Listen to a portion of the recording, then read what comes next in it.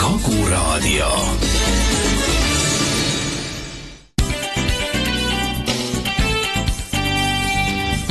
Fookus Ekstra. Stuudio on täis väga kevadiselt meelestatud inimesi ja eriti kevadine on siin Heimar Lenk, kes lausa pakatab värskusest ja suurepärasest meeleolust. Me rääkisime sellest juba päev varem, kui me saadet kokku leppisime ja see päev ei ole mitte mingisugust muudatust toonud. Heimar on ikka jätkuvalt rõõsa ja roosa, nii et tere hommikut! No tere hommikust Meelis ja tere hommikust Kaguraadio kuulajad. Kevad on tõesti hinge pugenud ja hing hõiskab, võiks öelda, ja suu tahab laulda. Aga ma pean ütlema seda, Meelis, et ma olen juba siin ka, ma ei tea, mitu klaasi või üle liitri juba vahtra mahla ära joonud. Mul abikaasa Helle sõbranna tõi vahtra mahla siit Põlva külje alt. Ja nii, et olen juba selle kevade tervitanud ka napsu võtnud vahtra mahla napsu. Ma olen natuke maha maganud selle, et õigel ajal ei taibanud, nüüd peab ootama jälle, kui need soovad päevad tulevad, sest ega see õine külm paneb mahla korraks kinni. No aga vahepeal ta jooksis kõvasti, ma saan aru. No nii ta on teinud tõesti, aga siis ta peab pausi ja siis jookseb jälle edasi. Nii, et oleme tähistanud kevade saabumist ja no väga tore, mulle meeldib ikka niisugune kevad, no eks ta on kogu aeg olnud, et see külm ja päeval siis soe ja nagu lapsepõlv ja nooruspõlv tuleb meelde täpselt samasugused, et kevaded olid, aga noh, praegu on niimoodi, et juba ju esimesed päevitajad istuvad järve ääres ja et natuke näole saada seda päevituse sellist jumet peale, et päeval on ikka väga-väga soe, kui päikse kätte satud, kuigi kraadid veel palju ei ole. No see polegi meie asi, küll see kevad tuleb ja hingest on olemas ja vähemalt teeb tuju ikka paremaks kõvasti. Mulle tundub nii sul kui mul, kui meie kuulajatel, ma loodan. No see on kõige tähtsam, et kuulajatel tuju hea oleks. Ja peale selle ma ütlen sulle veel, tuleme siis meie poliitika juurde, siis üks meie tähtis riigitegelane, juhtiv töötaja, tema siin esines raadios sel nädalal ja temal oli siis üks väga ilus lause, mis peaks meil kõigil tujud paremaks tegema. Ja tema hüüdis siis välja üle Eesti, et kallis rahvas on märke, et asi võib minna paremaks. See on täpne tsitaat, ma kirjutasin üles, ma ei hakka selle mehe nime nimetama siin. On märke, et asi võib minna paremaks. No sellised lohutused on, no esmapilgul vaatad, mis siis ikka ütles, aga kui hakkad mõtlema sisu, et on märke, no teadmata, mis märgid, eks ju, seda pole nimetatud, et asi mitte ei lähe paremaks, vaid asi võib minna paremaks. No isegi segane, et mis asi see paremaks tahab? No Eesti asi umbes nii. No see on ikka vapustav, kuidas tulevad ja räägivad siis suures raadioeetris, et on märke, kallis rahvas, et asi võib minna paremaks. Et selline uinutamine meil käib. Aga ma tahan öelda seda, et täna hommikune uudis Portugalis olid valimised ja minul hakkas selles uudisest üks lause kõrva, ma tahan seda tsiteerida ka siin Kaguraadios nüüd kuulajatele.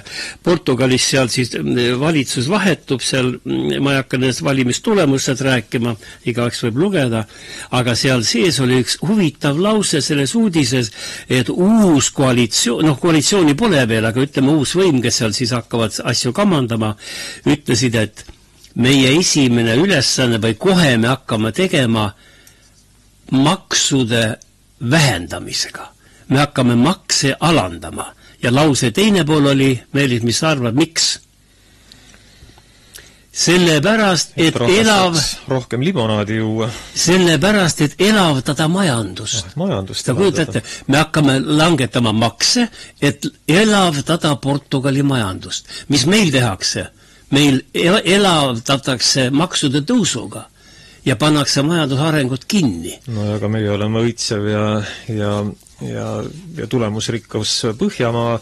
Portugal on niisugune viletsat ühisteed astuv lõunamaa. No kuule, Euroopa suur riik, aga lihtsalt nagu paned tähele, et näed, kuidas moodi seal siis valitsused ja majandusmehed mõtlevad, et tuleb makse alla lasta, siis läheb majandus elavamaks. Eks ju, läheb erksamaks, elavdub. Nii nagu ka muide EKRE esimees siis Martin Helme oma viimases raadiosaates rääkis, et tuleb makse alandada, aga mitte neid tõsta kogu aeg. Aga no meil nad üha tõusevad ja tõusevad ja tõusevad ja huvitav on see nüüd, kui hakkad vaatama, ma siin tegin väikseid kokkuvõtteid, ma ju tulen siia siis selle infoga, mis on ilmunud meie ajakirjanduses. Et need mõningad sõnumid jäävad tihtipeale tähele panemata võib-olla niimoodi, aga väga huvitavaid asju ilmub ja eriti ajalehtedes ilmub. Meil ikkagi ajalehed on ikkagi kõige tugevam osa Eesti meediast. Mulle tundub, et ikkagi raadiojaamad ja telejaamad jäävad nagu varju, ajalehed ikka pakuvad rohkem ja teevad tööd rohkem ja seal on ka seda infot rohkem. Ja nüüd on siis niimoodi, et kui me siin räägime, kuidas elu läheb, siis on niimoodi, et Postimehe juhtkiri 8. märtsis ütles otse välja, et eelmise aasta 4. kvartalis ületas avaliku sektori palgatõus erasektori palgatõusu 2-kordselt. Nii et tõstame riigiametnike palka 2-kordselt, küll siis elu läheb edasi. Ja samal ajal oleme sunnitud automaksu tegema ja nii edasi. Ja Reformierakonna minister Signe Riisalu ütles aga selle peale, et külmutame pensionäridele tulumaksu vaba pensioni piiri 776 eurot. No, mis peaks iga aasta muutuma ja tõusma, aga nemad nüüd külmutavad pensionäridele, kes on kõige nõrgem seltskond meie riigis. Temalt siis võtame selle väikese raha pealt ära veel mõnikümmend eurot. Aga selle eest tõstame siis riigiametnike palka 2 korda. Noh, muidugi mitte kõigil pole seal 2 korda, see oli keskmine number ja see on selline statistiline näitaja, aga ta räägib väga paljust ja minu meelest on see üks vahend selleks, et ametnikud hoiaksid suu kinni, palk on hea, töökoht on olemas ja see ongi see süvariigi üks tunnuseid. Ametkond on hästi lojaalne ja viib ellu kõik need sõnumid, mis on siis koalitsioonil välja mõeldud. Ja raha ei jätku, nagu me teame, krooniliselt Eestis raha ei jätku, ma küll aru ei saa, mis pärast ei jätku, aga küsimus on selles, et siis kui ei jätku, võtame ära siis pensionäridelt raha. Ja ma ütleksin niimoodi, ma olen siin kuulnud, sotsiaalmeediast loen, et ega võib-olla pole kaugel aeg, kui pensionid üldse külmutatakse, kui asi samamoodi edasi läheb. Et vaevalt nad nüüd vähendama hakkavad, nagu Mart Laar omal ajal tahtis teha, ütles, et kui asi läheb hulluks, siis võtame pensioni hoopis ära, meil pole vaja. Peale selle pensionärid kõik teenisid Nõukogude Liitu omal ajal ja nad ei peakski pensioni sellest saama. See oli tema sõnum.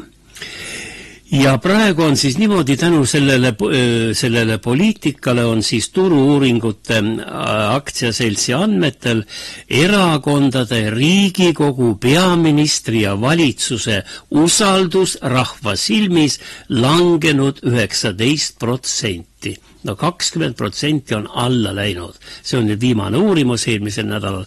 Ma räägingi viimaste päevade nendest sõnumitest.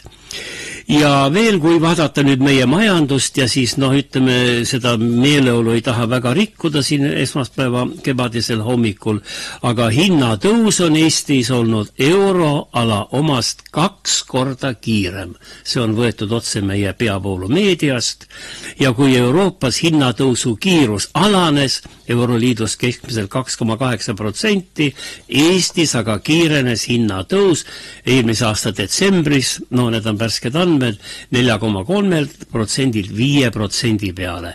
Jaanuaris hinnatõus Euroopa kõige kiirem. Ja kui vaadata inflatsiooni, siis Soome inflatsioon on vaid 0,7%, meie oleme 5% juures.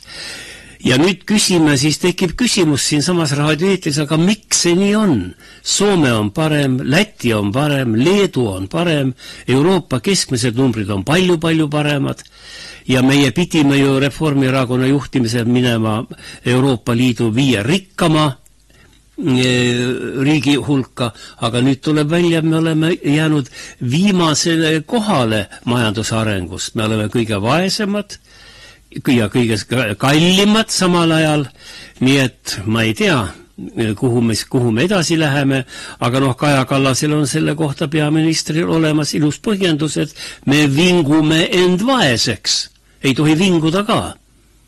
Ja mul on tulnud selline võrdlus viimasel ajal, kui ma kuulan siin neid suuri väljaandeid ja peavoolumeediat ja võrdlen seda nüüd siis selle sotsiaalmeediaga, siis peavoolumeedia on Eestis nagu muutunud, vaata, me õppisime noorepõlves koolis, et ka siis selles päris orjanduslikus Eestis oli ju ka niimoodi, et pühapäeval kirikus pidid kõik kohale minema ja siis kantslist püha isa tuli ja siis manitses ja noomis talupoegi, et ei tohi viriseda, elul pole midagi viga. Ja tehke rohkem tööd ja meil on umbes samasugune asi tekkinud. Hakkad vaatama peavoolumeediast, ei olegi väga midagi viga. Et nagu kogu aeg räägitakse, et küll läheb paremaks, aga praegu ei paista mingisuguse paremaks minekuid meil ees. Ja näiteks nüüd, mis on hästi iseloomulik Eestile, ja ma ei tea, kuidas me sellest välja üldse sipleme. Praegu tuleb välja, et ei olegi mõtet palgatööd teha. Meie kuulus ettevõtja Raivo Hein, tema tahab ka kosmosesse vist Marsile minna elama tulevikus või midagi taolist on rääkinud. Ta on hästi ettevõtlik ja rikas mees ja ta ütleb otse välja, Eestis palgatööga rikkaks ei saa. Aga mis siis teha meilis? Siis jäämegi kõik vaeseks. Mul tuleb meelde, see oli küll aastaid tagasi, ma töötasin Õhtulehes ja 2 noort reporterit tütarlapsed omavahel kohvikus seal minu kõrval lauas, Sõnumilehes ma töötasin ja Õhtuleht, Sõnumileht olid koos nagu.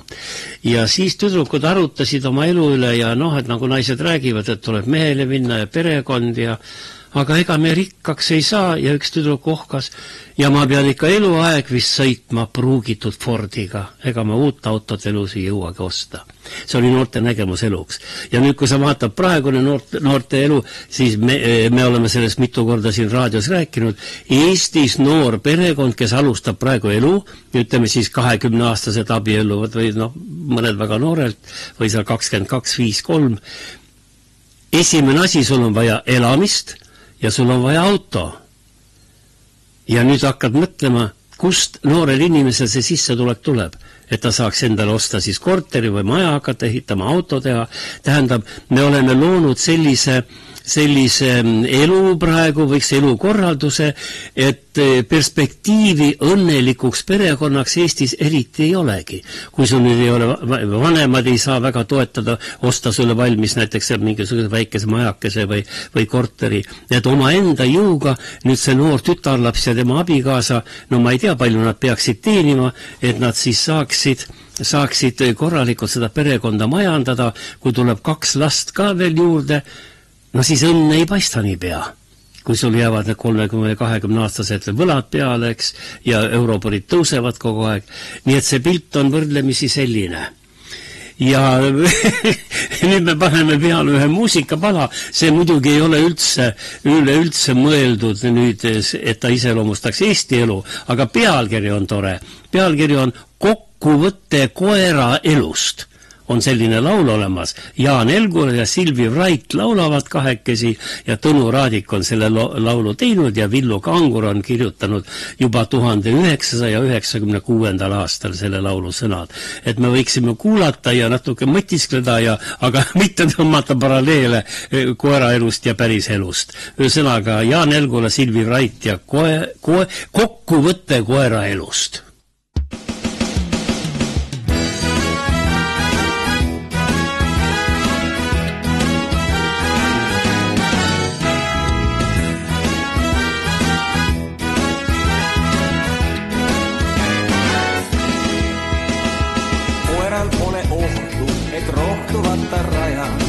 Poeg pesakonnas käib isa asemel. Koera pööri rohtu, ta närib siis kui saja ning tõstab jalga sel samal tasemel. See mees, kes mõtleb nii, et koera elu on alla arvestust, vaid lõhnu eritab.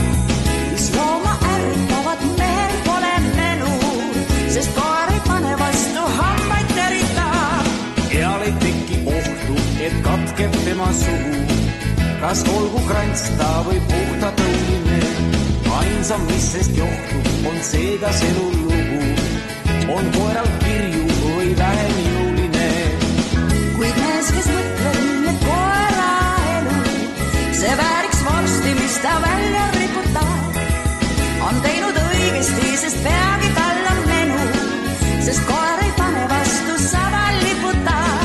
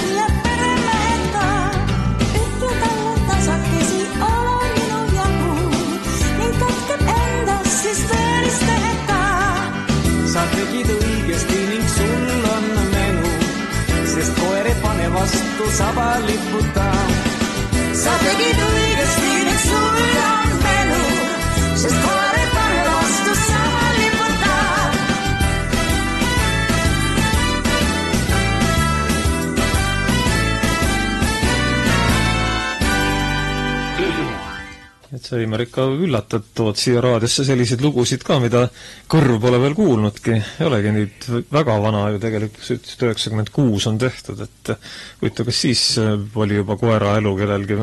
No ta muidugi rääkis ikka päris koertest, aga ta ei rääkinud nüüd inimühiskonnast, aga mul oli see lindi peal on jah, ja ma lihtsalt vaatasin niimoodi pealkirja järgi, et mis nagu saadet võib-olla ergutaks natuke. No jah, see on nagu see Terminaatori laul Loomade varm, kus Jaagup Kreem muidugi räägib ilmselt meie Riigikogust juttu ja siis lugu oli olnud juba mitu aastat siin estraadil tiirlemas, kui Ott Lepland oli ükskord Jaagup Kreemi juurde karanud ja öelnud, kuule Jaagup, et kas sa ise oled ka mõelnud, et see vist ei olegi päris loomadest. Sai aru lõpuks. No, ta võib-olla sai varem aru, aga Jaagupil on hea siukest naljavõtmes rääkida, siukest lugu. No laulud tihti peale jah, aga koera elu sa ikkagi paneb mõtlema, kui ikkagi niisugune selline laul on aemas. Mõnikord võib koeral ka päris hea elu olla. No ja. Aga ma tahan mitte unustada loosungit, millega ma saadet alustasin, kallid eestlased ja head raadiokuulajad. On märke, et asi võib minna paremaks. Õhus on märke, et võib minna paremaks. No kevadel ja suvel on alati hea ju, siis on esiteks igasugused majapidamismaksud väiksemad, ei pea sooja peale kulutama, isegi elektrit läheb vähem, valge on, võib-olla ta pidas seda silmas siis. No igale ma kuulsin ükspäev siin seda töötukassat või nüüd on töökassa või kuidas ta nüüd on vist teine nimi või ei ole veel või? Ei tea täpselt. Ja seal lohutati, ametnikud lohutasid, et kõik läheb paremaks, sest tulevad hooajatööd. No nüüd saab heinale minna ja maasikaid korjata ja elu läheb paremaks, nii et märgid on õhus, et Eesti asi võib minna paremaks. Aga ma ei usu esialgu, et ta automaksu puhul paremaks läheb, sellepärast, et kui mina pole automaksuga varem nagu eriti tegelnud või pole lugenud, aga nüüd ma siin nagu korraks süvenesin ja vaatasin, et ikkagi asi on päris hull. Ja meil on ju niimoodi, et meil on ju ütleme see aastamaksud ja tõepoolest meil perekond ikkagi, maaperekond peab olema 2 autot vähemalt ju sul olevas perekonnas, et liikuda ja käia ja tööle jõuda, kui see tööd on. Aga eriti hull on see auto ostmise juures see juurdehindlus, mida Euroopa suurt ei tunne. Nendel ma vaatasin teistes riikides, paljudel pole seda. Et keskmise auto puhul, see on nüüd auto Omanike liit vist on ta nimi, nende arvutused ja keskmise auto puhul, keskmine on see 5000 eurot uue auto ostmise puhul. Ja peoga visatakse 5000 sulle peale, kui sa oled autot ostma. Ja samal ajal, Meelis, ja samal ajal raadiokuulajad, me räägime iga päev, et Eesti autopark on vana, et tuleks osta uusi autosid. No kes jõuab siis osta niimoodi uusi autosid, kui me viskame 5, 6 või 7 tuhat peale. Ja ma siin kuulasin need EKRE saadet, seal nemad rääkisid, isa ja poeg rääkisid siis sellest, et nendel on suured pered, partei esimehel Martinil on 7 last vist oli või palju või 7 perekonnaliiget või, tal on mikrobuss, eks ju. Sellise ostmisel viskab veel rohkem peale seda raha. Et asi läheb hulluks, aga ma tahan siia jõuda välja selleli, et ma hakkasin mõtlema, et kuhu me sellise poliitikaga jõuame ja mulle tundub, et me teeme suure tagasikäigu Eesti NSV poole. Võib öelda ka Nõukogude korra poole, sest minu nooruses oli, kui ma olin tudeng või olin kooliõpilane veel, siis sel ajal oli ju auto Nõukogude Liidus ja Eesti NSV-s oli ju luksusese absoluutselt kindlalt. Sellepärast, et esiteks oli autosid ei jõutud nii palju toota, et kõigile jätkuks, teisele nad olid üksjagu kallid, aga raha võib-olla sai kokku kraapida koos sugulaste abiga, aga siis oli niimoodi, et sa ei saanud autot kätte, aga ja need raha, kes kokku said, neid oli vähe, nii et ühe sõnaga neid autosid oli, individuaalautod nimetati. Põhiliselt Moskvitši käidi mul hästi meeles, kui sa said selle auto ostuloa või said võimalus autot osta, siis esimene asi põrutati Leningradi ja Leningradi autopoodides siis toodi need autod siia. Ja ta oli täiesti luksusese, kuid me ei tohi unustada nüüd ajaloolise tõe huvides, ma pean ütlema, et sel ajal, kui auto oli nagu eestlasele luksusese, oli ühiskondlik või see tavaline transport, bussitransport väga hästi korraldatud. Ja ma võin seda rääkida täiesti niimoodi hingepiinasid tundmata, sest olles noorte hääle ja rahva hääle noor korrespondent tol ajal, ma tegin ka palju pilte, fotoaparaat alati kaasas, käisin mööda Eestit ringi ilma autota ja ma ütleksin niimoodi, et viimase kui küla juurde sai bussiga ja sain õhtul ka tagasi. Et ei olnud kunagi muret, et sa ei saanud bussiga mõnda kaugesse, kas rannakülla või Lõuna-Eestis ja piirikülla ja bussid olid, need Ikarused olid põhiliselt, need bussid väga mugav sõita, nii et sellega nagu seda asja kompenseeriti, aga nüüd me tahame minna tagasi ja auto muuta luksusesemeks ja samal ajal pole meil ka seda avalikku transporti sellist, ainult piirame ja neid sõidumarsruute on niivõrd viletsad, ma ei hakka täna võib-olla tulevikus, ma analüüsin, kuidas Põlvast Tallinnasse sõita. See on igavene jamal, läbi Võru on kõige parem sõita, enne põruta Võrru, sest busse on niivõrd vähe otse linna Tallinnaga. Aga see on teine asi. Et ühe sõnaga mulle tundub, et me läheme täiesti tagurpidi. Me võiksime, kui me ei suuda teha Eestis seda bussiliinide võrku välja arendada nii, et igal pool buss käiks, võiks lasta autod ju siis odavamaks, las rahvas sõidab oma autodega ja las ta siis toob selle riigile selle raha sisse selle bensiini või diislikütuse pealt. Aga me võtame auto ära, võtame bussi ära ja siis imestame, et miks inimesed rahul ei ole. Ja nüüd paistab, et see asi rahulolematus ikkagi suureneb ja mulle tundub, et nendel opositsioonierakondadel Riigikogus on ikkagi lootus, et see automaksu saab kuidagi piirata või äkki pidurdada ja praegu ongi nüüd, kui sa sotsiaalmeediat loed, siis on seal täis neid üleskutseid, et teeme siis 19. märtsil, see on järgmine teisipäev, on 19. märts.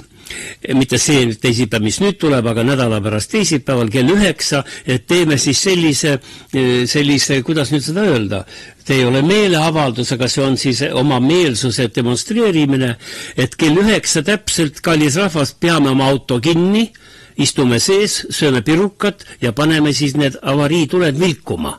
5 minutit või 10 minutit või signaali andmist praegu üles pole kutsutud. See on järgmine samm.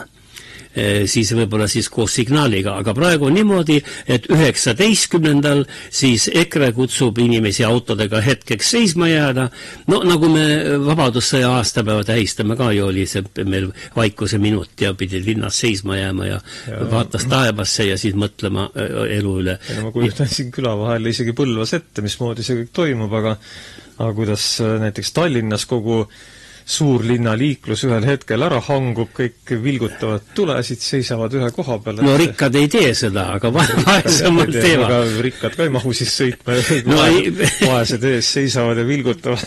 No see ongi, aga vaata, kui sa vaatad nende traktorite demonstratsioone praegu Euroopas, siis halvati ju seal täielikult liiklus. Lennuväljad kinni, piirid kinni ja veel vili sinna asfaldi peale ja virtsaga lasti üle veel politseijaoskonnad ja Euroopa Liidu peahoonete ette lasti virtsaunikud maha. Et selline meelsuse avaldus võiks olla, mina mõtlen, ma sõidan ka kuskil Põlvas siin mõne poe ette ja istun ja siis võtan ühe koogi, söön ära ja autolas vilgub. No sa võiksid ikka keset nutiteed parkida ennast kella 9 ja siis vilgutad seal. No ükskõik, muidugi nutitee ka vilgub ju. Siis võib-olla saadagi aru, mõtleb, et saad üks osa nutiteest. Ei, aga veel on võimalus nutiteele seisma jääda. Vaata ülekäigu peale ma jään seisma ja nutitee vilgub. Jalakäijateks ka protestina, siis las vilgutab. Seda saab ka teha, et jään sinna ülekäigu kohta, kus see tribuline tee on, jään seisma 5 minutit ja 5 minutit plingivad tuled ja ükski auto sõita ei saa. No absoluutselt. Ja. Aga meie ei kutsu seda üles muide see raadiosaates seda tegema, aga ma ütlen, millest kirjutab sotsiaalmeedia. Ja sotsiaalmeedia kirjutab veel sellest, et Keskerakond korraldab pühapäeval 17. märtsil suure meeleavalduse Tallinnas, mis algab kell 12 südapäeval.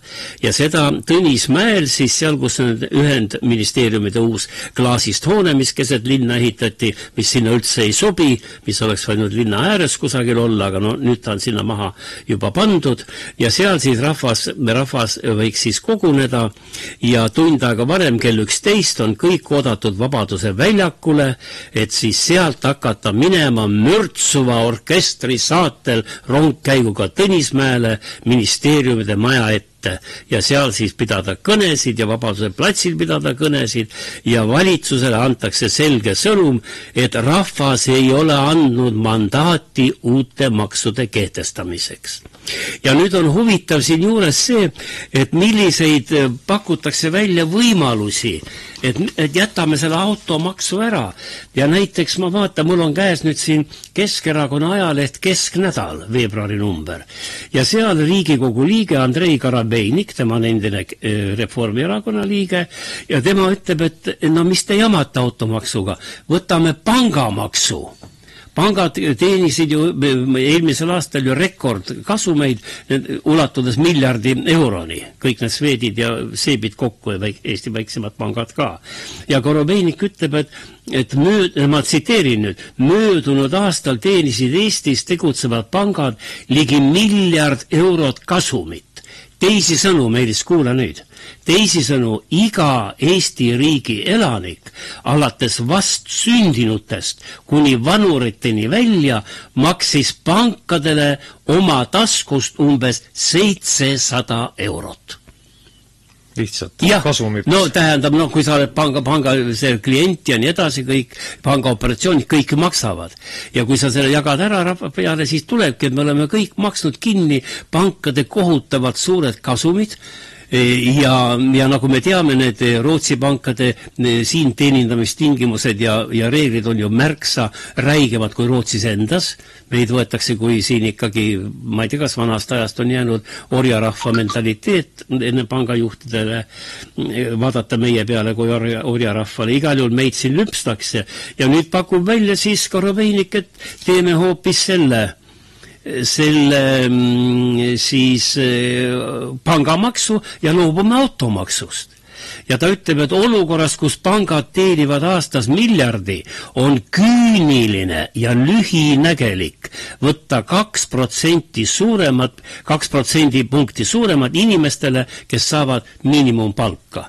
Ühesõnaga, me lüpsame jälle kõige vaesemaid, nagu pensionäri lüpsas Riisalu, et no nagu ei ole see asi tasakaalus ja miks mitte võtta siis rikastelt. Ja mulle meenub siin just praegu tuli meelde, et siin hiljaaegu oli ju üks kohtuprotsess hakkas peale või uurimine hakkas peale, et midagi Swedbank oli mingeid pahandusi teinud. Ja see pandi kiiresti kinni prokuratuuri poolt, kuna ei jätkunud andmeid, et seda asja edasi arendada. Nii et selle protsessi paneme kinni, pankume juuri. Ja samal ajal, kallid nüüd Lõuna-Eesti raadiokuulajad, pangad teenivad hiigelkasumeid ja mul on käes nüüd siis see Lõuna-Eesti Postimees ja seal on siis rahulikult öeldud, et Valgamaal läheb jälle 2 pangakontorit kinni. Et hoida pankade kulutusi kokku. No ma ei tea, ja siis on pilt juures, kus on pangaautomaatide ja panga ukse peal rahvast küll, siin üks läheb sisse, teine tuleb välja. Ja kui see olukord on niivõrd finantsiliselt pankadel niivõrd hea, no miks me siis kontorid kinni paneme? Põlvas polegi enam ju Swedbanka kontorid, minu meelest vist. Ja mis pangakontor siin peale Koobi üldse on? Jah. Ja. Kuigi ma ei tea, kas toogi peaks ikka olema vast Maxi Marketis või kuskil. Ja kuula nüüd numbrid, mida ütleb Lõuna-Eesti Postimees. Üks ainus pangakontor Swedbankil jääb 3 Lõuna-Eesti maakonna peale. Nii et meil on Lõuna-Eestis üks Swedbanki kontor. No kuulge, siin tahaks küll hüüda, et iga mats maksab 700 eurot aastas ja tal pangakontorit pole. No Korobeeniku idee on muidugi selles mõttes ka loogiline, et palju lihtsam on saada sama raha kätte 5-6 institutsiooni käest, kui koguda see miljoni eraisiku käest või saan ma millestki valesti aru. Sa saad väga õigesti aru, et palju kergem on seda korjata, aga sa mõtle, mida automaks tähendab nendele vaesematele perekondadele. Me enam ei pea häbenema sõna vaesemad perekonnad. Me loeme ju iga päev, kuidas vaevalt otsaga saadakse kokku. Ja ka sa tead väga hästi ise ka, lähed siia meie poodidesse siin Lõuna-Eestis, siis sa näed, et soodushindadega riiulid on kõik ju hommikul kohe tühjaks ostetud, eks ju. Aga oskad sa siis öelda, et kuidas need välismaised pangad siin sellise püha lehma staatusse on üldse jõudnud, et neid mitte keegi puutuda ei tohi? Sellepärast, et nendel on protegee, meil on olemas üks erakond, kes on peaaegu 20 aastat Eestis võimul olnud, ma ei hakka seda erakonna nime nimetama, me kõik teame seda, kes ka praegu võimul on, ja nendel on pankadega väga head läbisaamised olnud. Ja siis, kui Keskerakond Edgar Savisaare ajal oli väljas täpselt sama ideega nagu praegu Korobeinik, et meil veetakse kasumid Eestist välja pankade poolt Rootsi ja siis oli veel Taani pangad ka kõvasti siin. Et meil tuleks neid maksustada ja seda raha Eestisse jätta, siis oli viga, et Keskerakond ei ole võimul. Kui Keskerakond tuli 2016. aastal võimule Jüri Ratasega eesotsas, siis 7 aasta jooksul Jüri Ratas kohtus pankade juhtkondadega, jõi nendega kohvi ja ma ei tea, mida veel seal joodi või söödi, aga ühtegi sõna sellest maksustamisest polnud. Peaminister oli pankade suur sõber. Nii et valijatele andnud lubadused, et me hakkame maksustama välispankasid, jäi ka Keskerakonna võimu ajal tegemata. Et selline on see pilt meil. Ja pilt on minu meelest väga kurb, kui me samal ajal näeme, et Lõuna-Eestisse jääb Swedbankal üks ainukene kontor. No ma ei tea, mul oli küll tahaks minna pangakontorisse, pidada nõu seal telleriga, kuidas olla või mida teha või avada see arve või küsida, mis on parem, ma tahaks nõu küsida. No interneti teel. Mul on siin väga hästi veel pilt silma ees, kui Põlvas oli veel siin see kirikumajas, oli see Swedbanka kontor, eks ju, seal kus kirikukool praegu üleval on. Ja mul on seal silma ees, ma olin ka seal, uks oli juba lukus, seal oli vaja, enam muidu varem olid uksed ju päris lahti, aga siis on päeval uks lukus, sa pidid ennast üles andma siis sinna varem, kas interneti teel või telefoni teel, ja siis telefon oli ukse peal, vana inimesed, nad tulid kuskilt Räpina kandist, olid kaks vana kahekesi, mees ja naine. Ja ukse peal telefoni, see ei töötanud, helistame, ma läksin nendele appi ja siis saime Tallinna keskkontori saime kätte ja siin nemad andsid signaali Põlvasse, et teil on ukse taga inimesed. Selline olukord oli siis, aga nüüd pole seda ka enam. Et me oleme nii kaugele jõudnud. Ja siin ongi asi, nii et las siis rahvas tuleb ja avaldab meelt ja meelsust ja ma tahtsin öelda veel seda, et pühapäeval 17. märtsil, kui on suur meeleavaldus Tallinnas, siis ühendministeeriumide maja ees, siis seal esinevad Aare Jaama muusik ja meeleolu jääb üleval ka meie lemmiklaulja või paljude lemmiklaulja Boris Lehtlaan. Ja siis on niimoodi, ma valisin siia ühe loo ja mõtlesin, paneme, et hallo kauge jaam. Kuigi noored inimesed ei tea, mis asi kauge jaam on. Vanasti oli ju kauge kõne, 08 tuli tellida läbi kauge jaama. Aga võib-olla Boris Lehtlaan siis nüüd mineviku radadelt tallab ja helistab ka nüüd siis Hansapanga kontorisse, et võib-olla tahab minna siis tellerite vastuvõtule näiteks kusagil, no ma ei tea, võib-olla Haapsalu kandis või Ida-Virumaal või, et saab siis läbi kauge jaama omale aja kinni panna. Boris Lehtlaan laulab meile nüüd Meelis.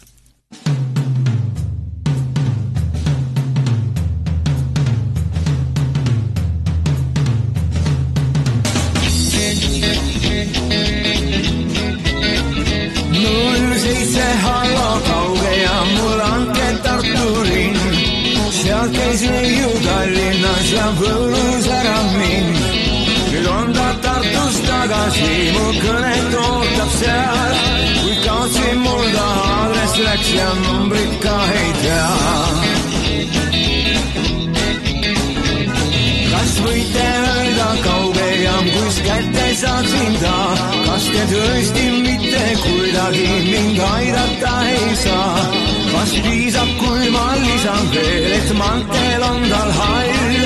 Silmel värv on sinine ja Kati nimeks tal.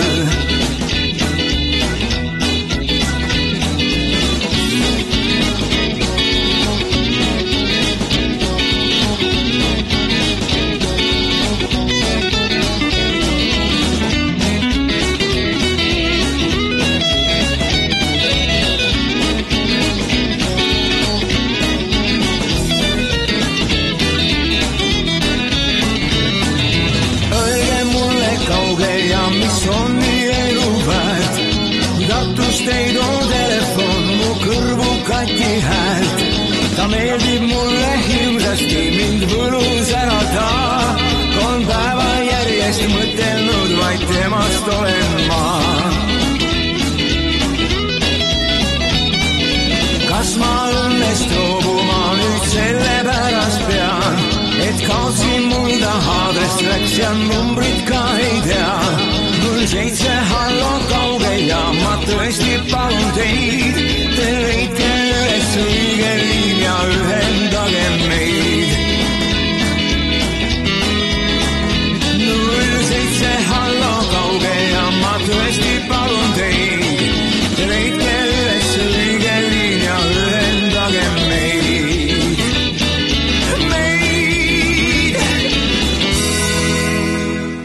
Siin mainisid, et tänapäeva noored ilmselt ei teagi, mis asi see kauge jaam on, mis on üpris tõenäoline. Mul tuleb vanast ajast meelde üks Armeenia raadio küsimus, et mis on kõige suurem kannatlikkus üldse maa peal. Üks vastuseid oli selline, et kõditada telefoni posti nii kaua, kui telefoni neiu keskjaamas naerukrambid saab. Ja see oli, aga see oli elamus läksid ja siis oli nii suur rõõm, kui see kauge jaamas said oma kauge tuttava siis kätte kuskil seal, ma ei tea, noh. Aga muide isegi Eesti siseselt oli ju kauge jaam, mitte ainult, et sa kaugele pidid helistama. No ja, kus sa said siit Kohtla-Järvele niisama otse valida, ikka pidid kauge kõne võtma. Aga kus see üldse piir oli, mis ei kvalifitsi? Üle maailma. Ei, seda küll, aga noh, ütleme, et mitte kauge kõne, et kuhu ma helistada sain, seda ma küll ei mäleta. Mulle tundub, et seal oli vist kuskil Tallinnas oli Harju rajooni piirides oli otse. Mulle nagu meenub. Toimetuses ikka helistati. Aga ajad muutusid kiiresti see, kui uus Eesti tuli, siis kauge jaam oli hästi vähe aega veel jäi ja siis jäi nii, et sa saad ise seda kauge jaama valida ja pärast ta kadus hoopis ära. Nojah, need on mälestused. Aga ega sa pole unustanud siis meie juhtlauset täna. On märke, et asjad Eestis võivad minna paremaks. See annab meile jõudu, rõõmu vaadata homsesse. No eriti, kui sa 3. kord juba mainid seda, et see on täitsa märgilise tähendusega, hakka või uskuma. No aga see on meie saate läbiv joon.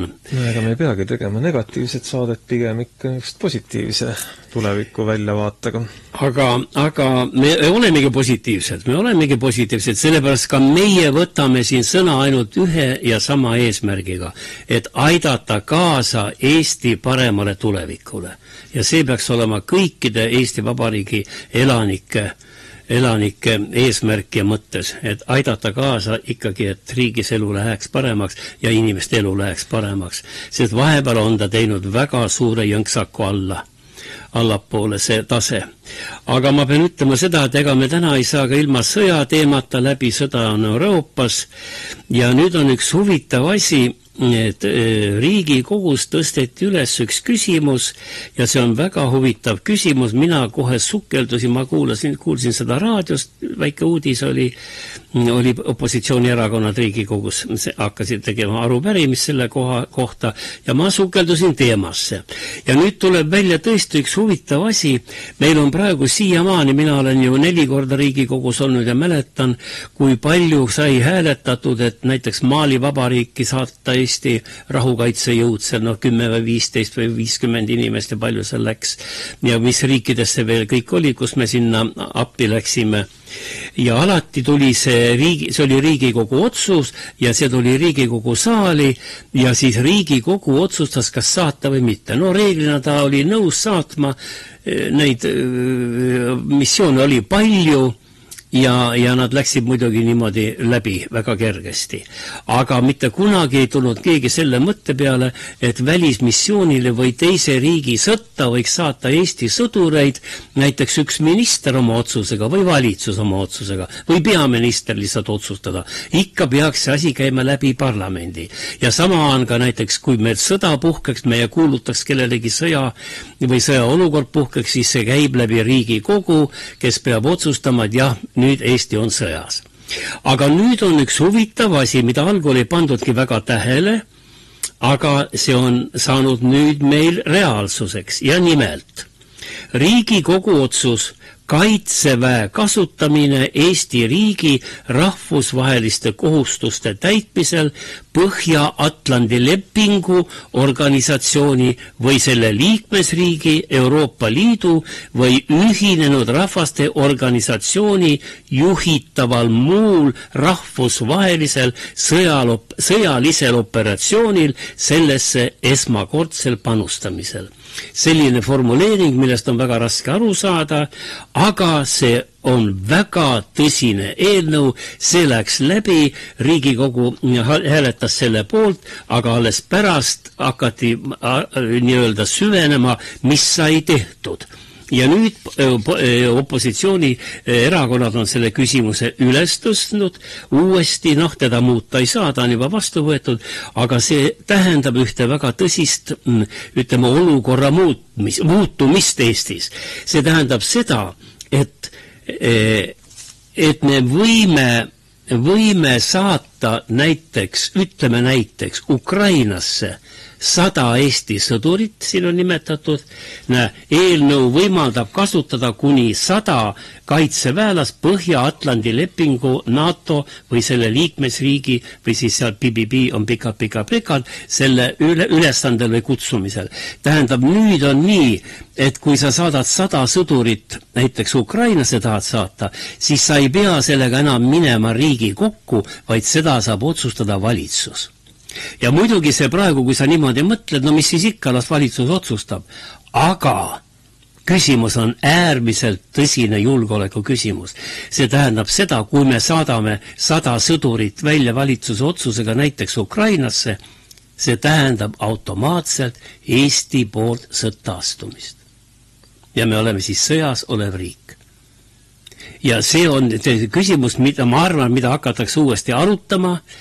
ja siin on seaduseelnõus on öeldud, et käesoleva mandaadi andmine võimaldab 2024. aastal Eestis võimalikult paindlikult reageerida kiiresti eskaleeruvale olukorrale, mis ei mahu muude riigikaitse seaduses sätestatud kiiret reageerimist võimaldavate erandite alla. Näiteks NATO reageerimisjõudude koosseisus osalemine. Tähendab, on tehtud radikaalne pööre. Me võime saata välja 100, arusaamatuks jääb kas üks kord, aga võib-olla 2 või 3 korda, 100, 100 ja 100. Et see küsimus, ma lihtsalt tahan, et meie ka kuulajad oleksid kursis, et selline otsus on tehtud ja see otsus võeti vastu 8. detsembril aastal 2023. 8. detsember, see tähendab, et juba kogu Riigikogu oli nii-öelda jõulumõtetes, kohe Riigikogu koosseisu istungid lõppesid ja seal oli samal päeval oli veel päevakorras 5 või 6 see siis missioonile sõdurite saatmise eelnõud ja nende vahel läks läbi ka siis see, et me saame kaitseväe sõdureid saata teise riiki ainult valitsuse otsusega. Me saame küll, aga siin tekib minul vähemalt küsimus, et kas me leiame Eestist 100 sõdurit, kes tahaks minna sinna Ukrainasse üldse sõdima, kas meil on 100 sõdimisvõimelist meest üldse olemas? No aga meil on ju missioonidel kogu aeg 50 ja 40 ja 60 ja kes on käinud, läheb jälle. Nagu 2 eri asja, üks on missioon, teine on ikka sõjategevus, ma arvan, et Ukrainas on 100 korda suurem võimalus surma saada kui mis tahes missioonil. Ja täpselt sa lasid praegu 10-sse, selles ongi asi, aga praegu me pole seda tähele pannud, sa kuulsid ka minu käest praegu esimest korda seda. Me pole laialt sellest rääkinud, ega ka meedia pole laialt seda arutlenud. Aga kuna see tuli välja nüüd opositsiooni erakondade kaudu, see on sotsiaalmeedias üleval, sotsiaalmeedia, nagu me teame, on ju praegu suurt rolli omab juba tähtsate küsimuste nii-öelda seisukohavõttudes. Ja see küsimus on üleval. See igaüks võib selle kätte võtta ja ise välja võtta ja lugeda.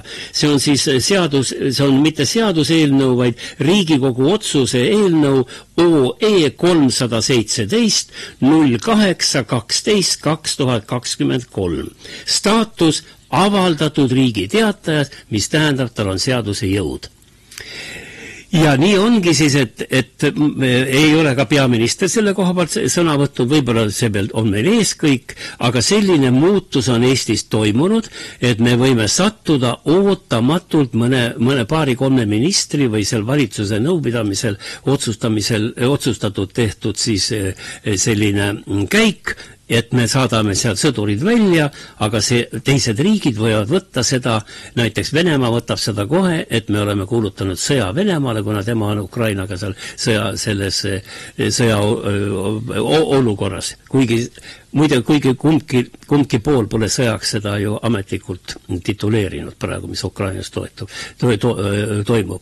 Ukraina ise pole ka seda. Sellepärast, et sellega kaasnevad terve rida igasugused muid kohustusi ja ma ei hakka sellest rääkima. Aga see pole praegu tähtis, aga selline asi on olemas. Ja nüüd on niimoodi, et nagu me teame, siis president Macron ju kutsus üles, et me võiksime sõduritega minna Euroopa Liidust, võiksime minna Ukrainasse saata sõdureid, seda me teame, sellest on palju räägitud. Nüüd esimene reaktsioon oli, et ainult Prantsusmaa ise, Holland ja 3 Balti riiki toetasid Macroni, et nemad saadaksid, meie olime ka nõus nagu saatma oma sõdureid. Ülejäänud NATO liikmed ei ole sellega nõus. Saksa kantsler Scholz oli kategooriliselt vastu, ta on ka pikamaa rakettide vastu, ei taha neid praegu anda sinna, mis ulatuksid sinna Venemaa keskosa pommitama. Aga sõdureid saata ei taheta. Aga nüüd reedel olukord muutus, oli kohtumine, ma kohe vaatan, mis kuupäeval see oli siis vist 9. märtsil oli seal kohtumine, see oli Vilniuses ja Vilniuses oli kohtumine, kus tuli see küsimus uuesti üles ja nüüd tuli ka see Macroni ettepanek uuesti päevakorda ja Macron ikkagi pressib peale ja ütleb nüüd uus formuleering on selline, et kui Vene väed jõuavad selle Odessani või hakkavad jõudma Kiievini, mis praegu pole välistatud, siis on kindlasti saadab Prantsusmaa oma sõdurid sinna. Ja mulle tundub, et praegu on ka meie nii-öelda valitsus enam-vähem samal seisukohal. Aga paljud teised riigid mitte mingil juhul ei tohi sõdureid saata, see tähendaks suurt sõda Euroopas. Ja huvitav, ma tsiteerin teile nüüd Kuleba, tema on siis Dmõtro Kuleba, on Ukraina välisminister, tema oli ka siis reedel pressikonverentsil Vilniuses. See oli siis 8. märtsil oli see reede. Pressikonverentsil Vilniuses esines ja seal olid ka siis Balti riigid ja Prantsusmaa oli esindatud. Ja nüüd on huvitav, kuulake head kuulajad, kuidas Kuleba ütles, et kui nüüd võib juhtuda, et Eesti satub sõtta, näiteks Venemaaga. Ja ta ütles niimoodi, et ma tsiteerin, kui Venemaa ründaks NATOsse kuuluvaid Balti riike, ta kindlasti kaotaks selle rünnaku. Kuid selle sõja tulemusel näeksid paljud linnad Eestis, Lätis ja Leedus välja nagu Bahmut või Avdijevka Ukrainas. Nii et me teame, kuidas Bahmut, see on absoluutses varemetes, Avdijevka on samamoodi täiesti varemetes. Ja Kuleba veel, nüüd on ka veel huvitav mõte, lisas juurde, ja nüüd on siin tekst, et Kuleba hinnangul kuluks NATO-l mitu päeva, et otsustada, kuidas reageerida Moskva rünnakutele, kui ta peaks Balti riike ründama. Nii et meil võtab mitu päeva aega, kui need ülejäänud riigid otsustaksid siis kaitsma tulla meid. Ja ta ütleb, et aga pärast seda, kui see sõda oleks olnud, Vilnius enam ei oleks ilus linn. Et sellised mõtted. Ja tuleme veel nüüd väga aktuaalse teema juurde kohe veel, et ju meie Rooma paavst Franciscus tuli ju välja siin, mis see oli nüüd, kas see oli pühapäeval või? Ta andis pika intervjuu, mis avaldatakse täispikkuses 20. märtsil. Ja selles intervjuus ütles, ma nüüd mälu järgi praegu mul pole üles kirjutatud, ta ütles niimoodi Ukraina sõja kohta. Ta loodab, et leiduks, nagu ta ütles, mõni julge mees, kes julgeks tõsta valge lipu Ukrainas, valge lipu tõsta ja asuks läbirääkimistele Venemaaga. Mida kohe tõlgendati, et siin on Ukraina allaandmine, siis Vatikan seda natuke seda sõnumit pehmendas, aga sisuliselt paavst Franciscus kutsus üles läbirääkimistele ja sõja lõpetamiseks. Samal ajal Kaitseministeeriumi kantsler Kusti Salm oli ka reedel pressikonverentsil ja kus ta rääkis, et olukord Ukrainas halveneb muidugi. Ma tsiteerin, Salm nentis, et Venemaa kallaletung Ukrainale on Eesti jaoks eksistentsiaalne oht ja nüüd on Salmi sõnad, on võimalik, et Ukraina kaotab selle sõja, ütles Salm. See perspektiiv on Eesti, Euroopa ja NATO julgeolekule absoluutselt katastroofiline.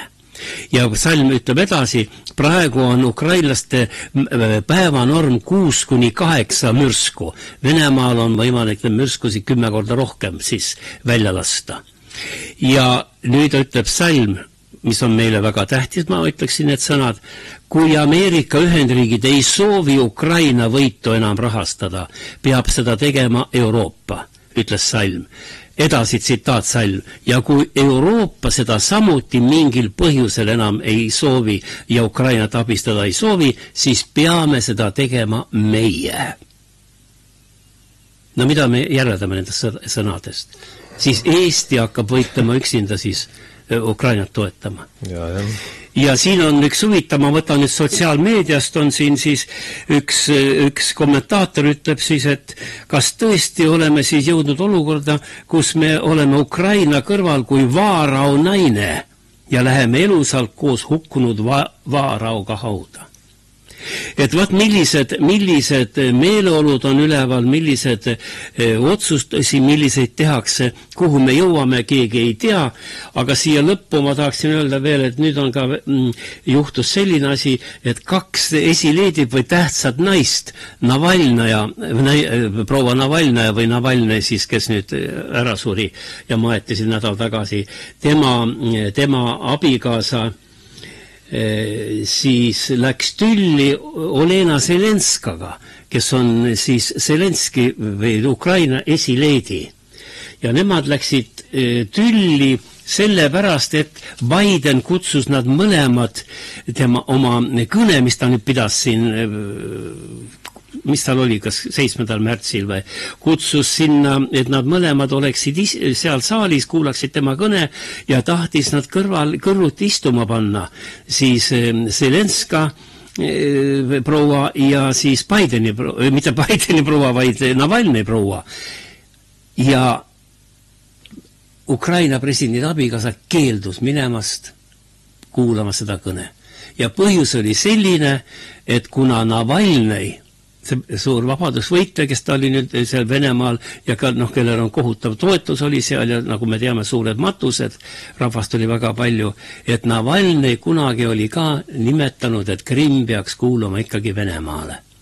Ja selle kohta on ka nüüd, see ei ole mitte minu siin sotsiaalmeedia uudis, selle kohta on Postimehes 8. märtsil üle poole lehekülje pikkune artikkel. Et vaata, mis võib juhtuda sõja käigus, milliseid suhted võivad muutuda siia või sinna. Ja nüüd on niimoodi, et sõda on järgmise laulu nimeks ja selle sõnad kirjutas Juhan Viiding aastal 1983, kui meil üldse sõjast veel midagi siin Eestis juttu ei olnud ja siis Velli Joonas laulab selle laulu, kuulame sõnu tähelepanelikult. Juhan Viiding.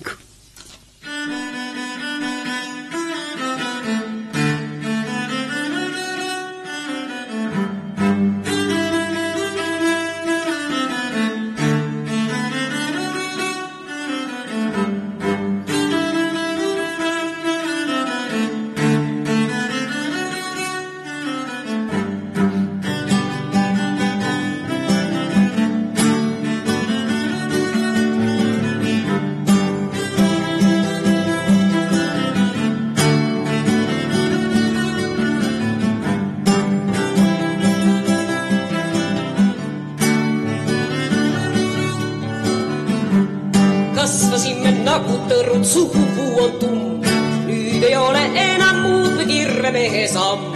Meie kukume ja siis on 100 aastaks lõpp. Murdunud tüve toetab piis, on õitseb kassi käpp. Meie kukume ja siis on 100 aastaks lõpp. Murdunud tüve toetab piis, on õitseb kassi käpp. Polegi see kuigi paha, kui saab olla koos. Üle sugulaste kätte kleepub sõstra moos. Meie kukume ja siis on 100 aastaks lõpp. Murdub tüve toetab piis, on õitseb kassi käpp. Meie kukume ja siis on 100 aastaks lõpp. Murdub tüve toetab piis, on õitseb kassi käpp.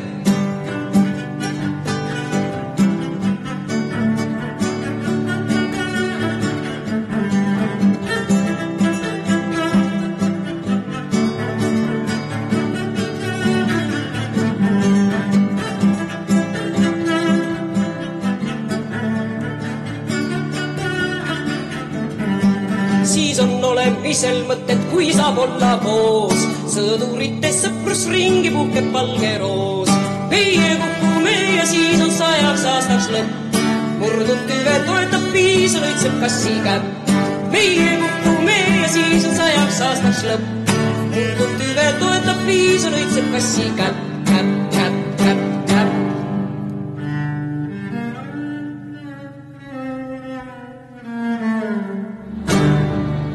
Ja mõtlema panev laulukene jällegi, nagu sa ütlesid, et vägisi kipume sõtta.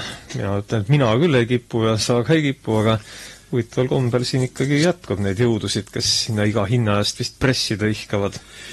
Jah, selle peale ütlen ma jah, aga ma enam seda teemat ei käsitleks. Ma tuleksin ainult paar märksõna, rohkem pole aega. Et punkt 1, üks märksõna, mis on meil minu meelest väga iseloomulik. Kajar Lemberi kohtuprotsess lõppes Kajar Lemberi täieliku võiduga ja kui nüüd niimoodi lihtsalt öelda, siis küsimus oli ju altkäemaks 9 euro suurune altkäemaks, mida ta nagu oleks andnud või juuksur lõikas tema pead ilma raha võtmata ja oleks saanud selle eest mingisuguse teenuse siis linnavalitsuse poolt, kus Kajar Lember oli siis abilinnapea, eks ju. Ja see kestis 8 aastat on see nali kestnud, et mõelgem nüüd selle peale, et no miks, kuidas saab olla nii pikad kohtuprotsessid. Mailis Repsi, nüüd on ta 6 või 7 last on tal, ja kohtuprotsess kohvimasina pärast kestab ja kestab ja kestab. Ja teine... Kas seal Kajar Lemberil see on mingit kinnisvara asja on veel? No jaa, aga ütleme niimoodi, see oli teine punkt, aga see on nüüd ajalehtedest toodud pealkirjades välja, et 9 euro pärast on niisugune pull, aga see oli ju ka mängus seal süüdisaktis. Ja selle puhul on nüüd prokuratuur tunnistas, et antud kriminaalmenetlus venis liiga pikaks. No kujutage ette. Edgar Savisaarel oli 6 aastat kohtuprotsess, lõppes tema surmaga, eks ju. Ja mis see Kajar Lemberi, ta on ju mõtle ise, kui sa oled nüüd aastaid olnud kohtuprotsessis, igal hommikul ärkad üles ja tead, et sa võid süüdi jääda, isegi kinni minna. Ma kujutan ette, kui karvaseks Kajar Lember võis selle aega minna, vaevalt enam julges juuksuri poole pöörduda. Ei julge, võib-olla naine hakkas ajama juuksri. Ma arvan, et võib ise pügas, kui... Aga see on ju juba olla uurimise alla aastaid. Otepääl läksid nüüd need endised vallavanemad ju isegi konkreetselt kohe kinni. Ja teine asi, mis on täielik sensatsioon Eesti ajakirjanduses. Ma ei, kuidas öeldakse, ma ei karda seda sõna. Sensatsioon, ja see on nimelt pealkirjagas üle 2 lehe 8. märtsil Postimehes. Fookuse rubriik on see üle 2 lehe, 3 suurt artiklit. Pealkirja all vaatlejate tõrjumine õõnestab e-valimisi. No see pealkiri nii väga palju ei ütlegi, aga kogu lugu on selles, et Postimees toob välja ja arutleb, kui õiged või õiglased või õiged on meil e-valimised. Ja mul ei ole nüüd täna enam aega, võib-olla me tuleme selle teema juurde tagasi, aga siin ütleb Postimees, tähendab, kõigepealt on sõna saanud suure artikliga Märt Põder. Ja tema on Eesti infoühiskonna aktivist, tema seda teemat on käsitlenud juba sellest ajast peale, kui oli veel Tallinna Televisioonis meedia keskpunkti saade, meie seal Urmi Reinde ja Mart Tummelasega pidevalt selle mehega ka suhtlesime, ta oli Edgar Savisaare nõuandja ja ütles, et e-valimised ei kõlba kuhugi, need tuleb ümber teha, ta saab suure artikli siin, siis ütleb meile Oliver Kask, tema on Vabariigi valimiskomisjoni esimees, ütleb, et e-hääletusega ei ole võimalik manipuleerida, tema need manipuleerimise avaldused on kõik ümber lükatud, et saab küll manipuleerida ja siis tekib küsimus, et miks on vaja need CD-plaadid hävitada valimistulemustega ja kokkuvõttes ütleb Martin Ehala, tema on siis toimetaja, arvamustoimetaja Postimehes ja ütleb, et e-hääletus on olnud kasutusel pea 20 aastat, aga selle põhiseaduspärasust pole veel suudetud terviklikult hinnata.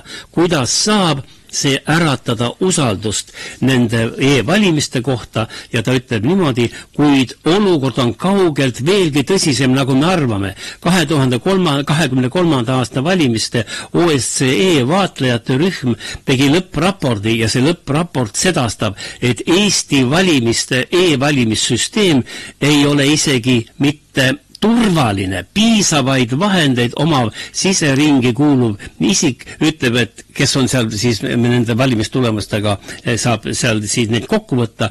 See suvaline isik saab kontrollida, millised e-hääled kuhugi pannakse ja neid mõjutada. Nii et need patsiga poisid ütleb OSCE valimiskomisjon, vaatlejakomisjon, et seal saadakse rahulikult manipuleerida nende tulemustega. Et see on väga tähelepanuväärne, et Postimees tõstis selle teema üles 2 leheküljel. Ja nüüd tuleb saate lõpu muusika ja selleks andis mulle, see tuleb nüüd, ütleme, mitte tavapärane meie saadete puhul, see on üks tõsine muusika, aga mulle andis selle mõtte et meie särav tšellist Silvia Ilves, kes kolis, nagu kirjutab Kroonika sel nädalal, kolis oma 4 pojaga Tallinna vanalinna ruumikasse korterisse. Ta võttis sinna kaasa ka oma antiikmööbli ja selle korteri ostmiseks kulutas ta ära terve rinna suurendusoperatsiooniks kogutud raha. Tema tahtis oma rindasi suuremaks hakata tegema, aga nüüd läks see raha kolimise peale ja ta ütleb niimoodi, et tal on vaja uut energiat ja puhta lehe keeramist ja tema on kolinud aastas isegi vahel 3 korda. Ja tal on siis 4 last ja lastel on toredad isad erinevad ja kes aitavad tal siis elada seal nähtavasti. Ja nüüd küsitakse, et mis muusikat Silvia ise tšellist kuulab. Ta on pildi peal, see mängib tšellod, varbad on paljad põrandal seal ja siis suur pilt on ja ta ütleb selle pildi allkirja. Mulle meeldib Karl Jenkinsi Benedictus. See lugu tekitab tunde, et kui maailmas on kõik pahupidi keeratud, kui maailm on probleeme täis, siis kord selle kohale laskub siiski jumalik lootus, et kõik asjad leiavad oma lahenduse. Me kuulame seda lugu ja head kuulajad, ma tahan öelda seda, et kui te hetkel midagi toimetate, istuge hetkeks maha ja kuulake pisut seda muusikat, me ei suuda teda lõpuni mängida, ta on ligi 8 minutit pikk, aga see on Walesi helilooja Karl Jenkinsi missa alapealkirjaga Missa rahu eest. See on sõjavastane heliteos ja see on muide pühendatud ka Serbia-Albaania Kosovo sõjakriisile omal ajal, mäletate, oli. Ja siin tuleb siis Missa rahu eest ja esineb meile Zagrebi linna sümfooniaorkester, koor ja Horvaatia kuulus tšellist Hauser ja nagu mulle ütles Meelis Käo täna siin laua taga, et see härra Hauser tuleb ka Tartusse esinema, see on suur geenius praegu ja väga populaarne ja te võite seda Benedictus, seda heliteost vaadata ka YouTube'is, sellel on mitmeid esitusi seal, aga kuulame nüüd tähelepanelikult seda lugu tšellole ja laulukoorile ja lootkem, et ükskord, head kuulajad, tuleb kannatustele ja valusatele probleemidele ka lahendus. On see hea või halb lahendus? Mina ütleksin niimoodi, Meelis, kuidas kellelegi. Aga eks igaüks leiab selle lahenduse sellest muusikast ise üles. Aitäh kuulamast!